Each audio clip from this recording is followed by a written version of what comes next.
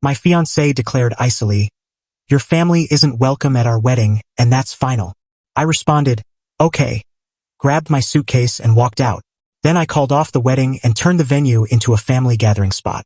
Now, she's desperately begging me to stop this chaos after seeing our joyful photos on Instagram.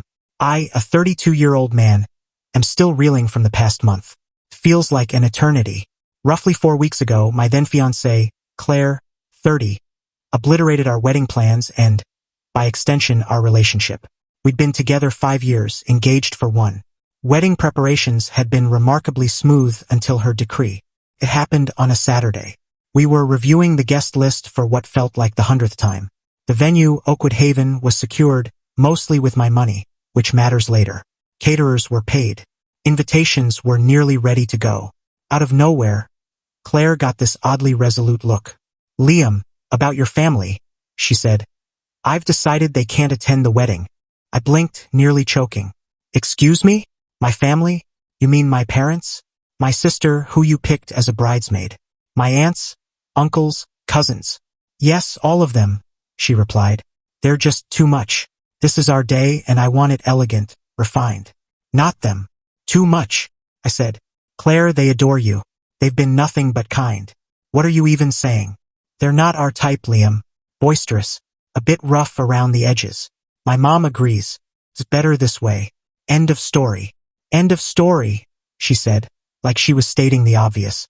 My blood turned to frost in an instant. My parents, who chipped in for our first apartment's deposit. My sister, Emma, who was thrilled for Claire. "Claire," I said, "there's no wedding without my family.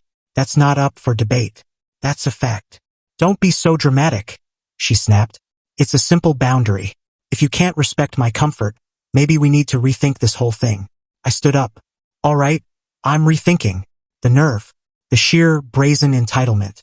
She thought she could just erase my entire family for some aesthetic? I didn't yell.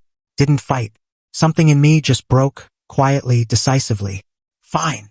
I walked to the bedroom, pulled out a duffel bag, and started packing. Deliberately, steadily. Claire followed, stunned. "What are you doing? Liam, are you serious? You're packing. You said, end of story." "I heard you.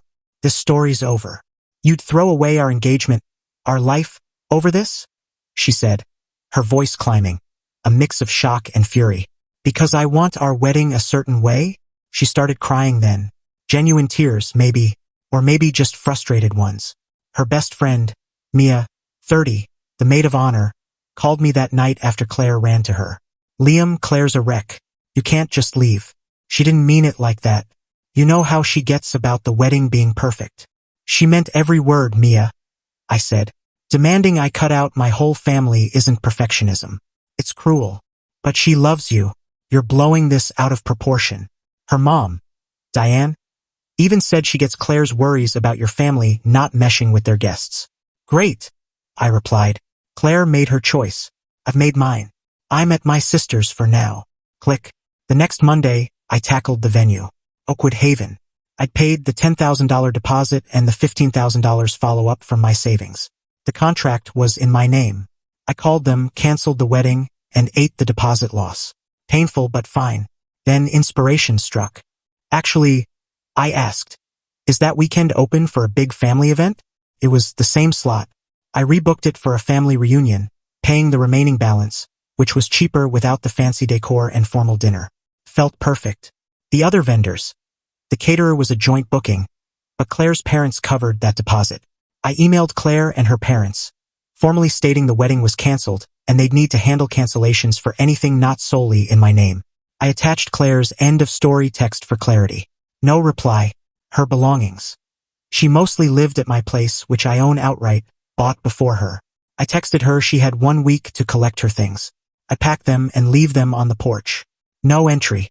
I felt oddly calm, like I'd sidestepped a catastrophe. Hurt? Sure, deep down. Like an idiot. But mostly this steely resolve. She wanted me to choose. I chose my family. And myself. After Mia's call that first night, I heard nothing from Claire or her circle. Total silence. Until yesterday. That's when RSVPs for the family reunion at Oakwood Haven hit social media, with tags for me and the venue. Then my phone exploded with Claire's calls and texts. Update 1. 2 weeks later the family reunion happened, and it was incredible. But not without more drama, naturally. Claire's texts and calls started the second she saw the reunion posts. A flood. Liam, what is this? A family reunion? At Oakwood Haven? Are you out of your mind? That's my wedding venue. It's ours. The wedding's cancelled, Claire, I replied. You made that clear. The venue's in my name and I repurposed it.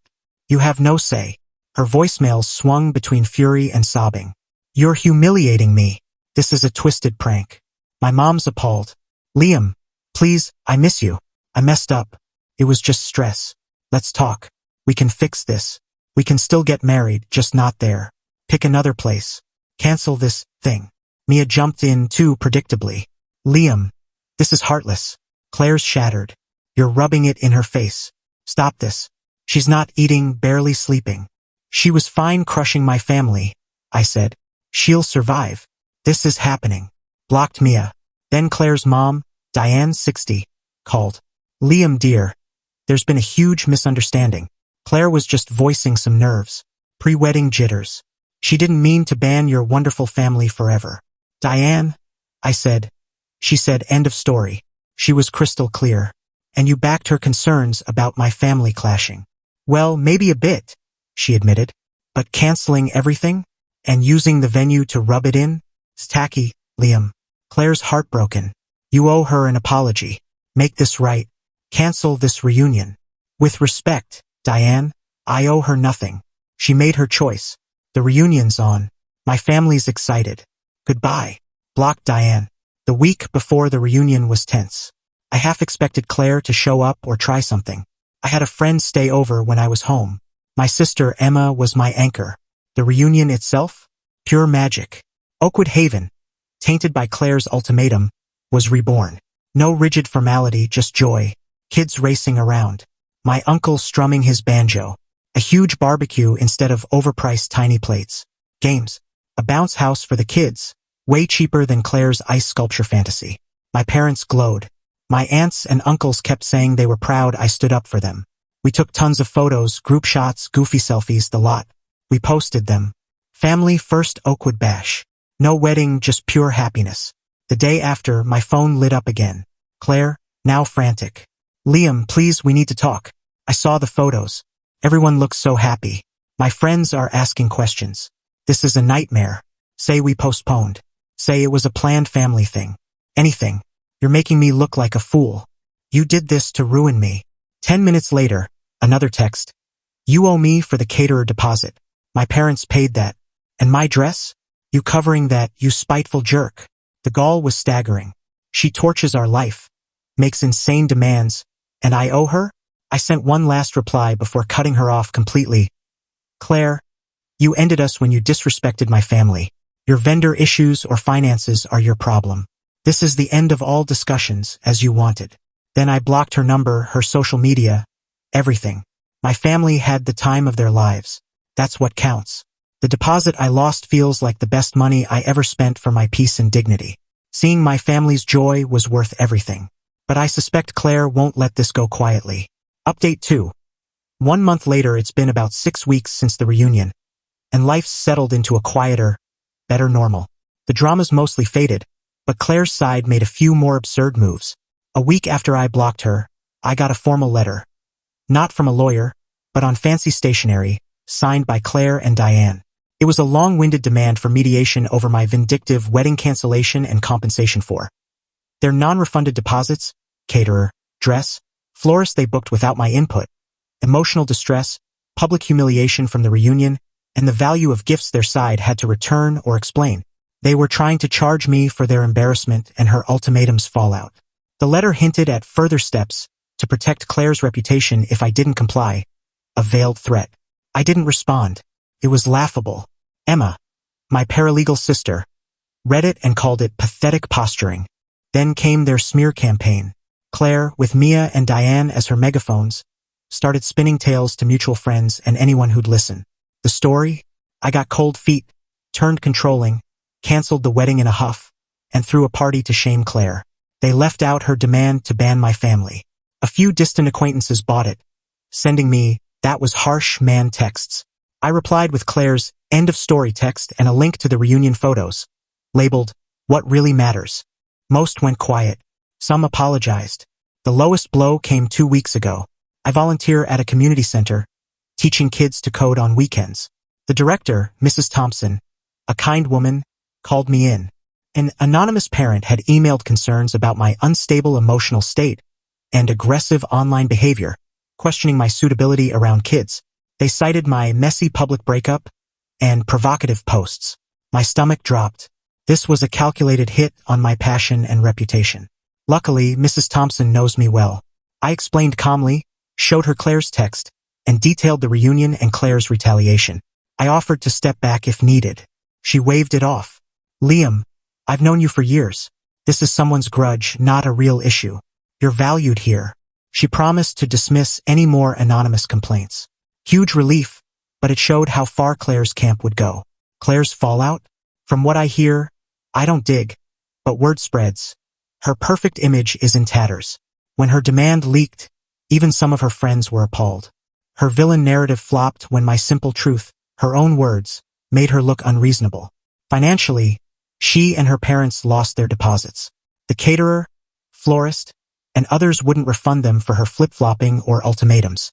Diane was reportedly livid about the money wasted on that ungrateful man. Oakwood Haven got inquiries for reunions after our photos, thrilled with the free publicity. Claire called them to complain about my event, and they told her the contract was mine and I met all terms. Mia's reportedly pulling back.